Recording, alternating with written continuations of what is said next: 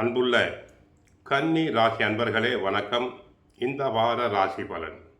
கன்னி ராசினருக்கு 5ஆம் இடத்தில் சூரியன், செவ்வாய், புதன், சுக்கிரன் இணைவு.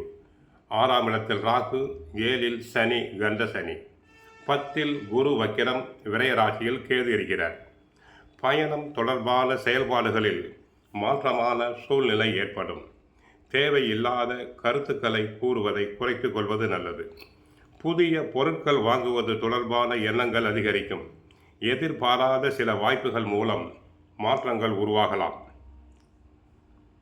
கடன் தொடர்பான பிரச்சனைகள் குறையும். உறவினர்களுடைய வழியில் எதிர்பார்த்த பலன்கள் கிடைக்கலாம். விவசாயம் தொடர்பான பணிகளில் இருந்து வந்த தடை தாமதங்கள் குறையும். சக ஊழியர்களுடைய ஒத்துழைப்பு மனதிற்கு மகிழ்ச்சியை ஏற்படுத்தும்.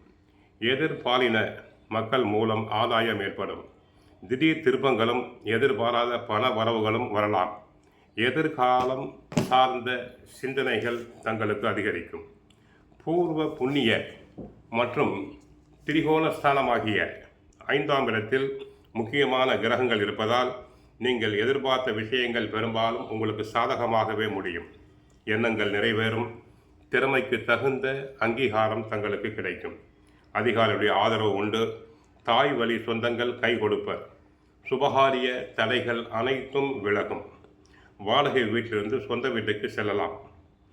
6இல் ராகு இருப்பதால் உங்கள் திட்டங்கள் நீங்கள் எதிர்பார்த்ததை விட பெரிய அளவில் பிரம்மாண்டமாக உங்களை இட்டு செல்லும்.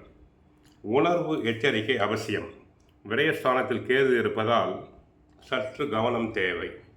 தொழில் ஸ்தானமாகிய 10ஆம் இடத்தில் குரு இருக்கிறார். இப்போதைக்கு பெரிய அளவில் எதிலும் முதலீடு செய்ய வேண்டாம். தொழிலில் அகலக்கால் வைக்க வேண்டாம். மனதில் கலக்கமும் எதிர்காலத்தை பற்றி அச்சமும் இருக்கும்.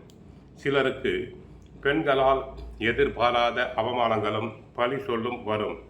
சிலருக்கு சரும நோய், இரத்த அழுத்தம் முதலிய பிரச்சனை உள்ளவர்களுக்கு உடல் ரீதியான தொல்லைகள் அதிகரிக்கலாம். 25ஆம் தேதி பகல் 1:37 முதல் 27ஆம் தேதி மாலை 4:45 வரை சந்திராஷ்டமம் உண்டு. சந்திராஷ்டம தினத்தில் தாங்கள் கவனமாக இருத்தல் வேண்டும். வண்டி வாகனத்தில் செல்லும் போது கவனம் தேவை.